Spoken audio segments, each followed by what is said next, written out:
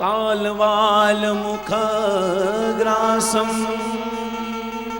त्रास नीणाय है नवे श्रीमद् भागवतम शास्त्रम कलोकीरेण भाषितम कलोकीरेण भाषितम श्रीमद् भागवतम शास्त्रम काल व्याल मुखग्रासम परी આ સુખદેવની કરુણા તો જો કેવી છે.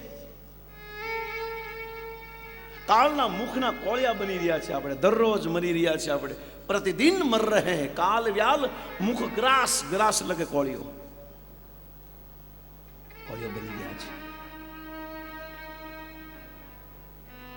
અત્યાર સુધી જો એક અનુભવ તમને કહું, આપણે કરતા હશું પણ આનો વિચાર નથી કર્યો, આ વિચાર આચાર્યો કર્યો છે. આપણે ભોજન કરતા હશું ને, ભોજનનો નિવાળો કોળિયો મોઢામાં રાખીએ તો એ કોળિયો જે ખાઈએ છે એ આપણને સુખ આપે છે, બરાબર ને? જે પણ ખાવાની વસ્તુ છે, પદાર્થ છે, એ આપણને સુખ આપે છે. પણ કોઈ વિચાર્યું કે જે ઓલો કોળિયો હશે એની શું દશા થતી હશે? સમજો, સુખદેવજીએ કઈ વસ્તુને પકડી છે, આચાર્યો કઈ વસ્તુને પકડી છે. હું ને તમે ધડાધડ ખાઈ રહ્યા છે, જે પણ ભાવે એવું કકડાવીને ખાઈ રહ્યા છે. પણ જેને કકડાવી રહ્યા છે એની દશા શું થતી હશે? જેને મોઢામાં ભૂકો કરી નાખ્યો હશે, જેના કટકે કટકા કરી નાખ્યા હશે, જેને લિક્વિડ ફોર્મમાં કરી નાખ્યો ને પછી ઘૂંટડો નીચે ઉતારીએ છે, પછી ગળામાંથી એ કોળિયો નીચે ઉતારીએ છે, તો કભી સોચા હે કે આ કોળિયાની હાલત શું થાય છે? નહીં. પણ આ સુખદેવે વિચાર કર્યો, એટલા માટે આ શ્લોક કીધો, ક્યાલ વ્યાલ મુખ ગ્રાસમ ત્રાસ નિર્વાણ હે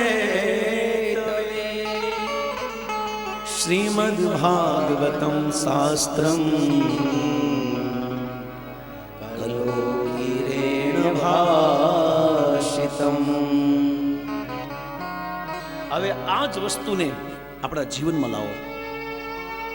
સુખદેવજી કહી રહ્યા છે કે આ સંસાર, આ કાળ રૂપી, આ મૃત્યુ રૂપી કાળ મને તમને બધાને કોળિયો બનાવી છે, આમ ચાવી રહ્યો છે. તો જે આ કાળના મુખમાં હું ને તમે બધા જે ચવાઈ રહ્યા છે, દબાઈ રહ્યા છે, કકડાઈ રહ્યા છે, આની હાલત, આની પરિસ્થિતિ, સુખદેવજીનું હૃદય દ્રવીભૂત થઈ ગયું. એ ન રહી ગયા, એનું હૈયું ફાટી ગયું કે આ લોકોનું શું થશે?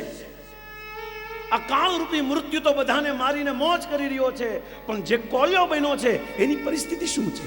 આ જોયું સુખદેવે, અને આ જોઈને સંસારના લોકો માટે એક બહુ સારો રસ્તો આપ્યો. ઇદમ શ્રીમદ્ ભાગવતમ શાસ્ત્રમ કલોકીરે ભાષિતમ.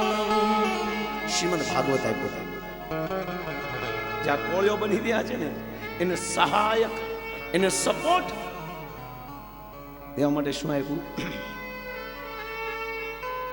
32 દાંત વચ્ચે જ્યારે પીસાય છે ને, એમાં કાળના પ્રભાવથી આપણા કર્મના દાંત વચ્ચે જે આપણે પીસાઈ રહ્યા છીએ,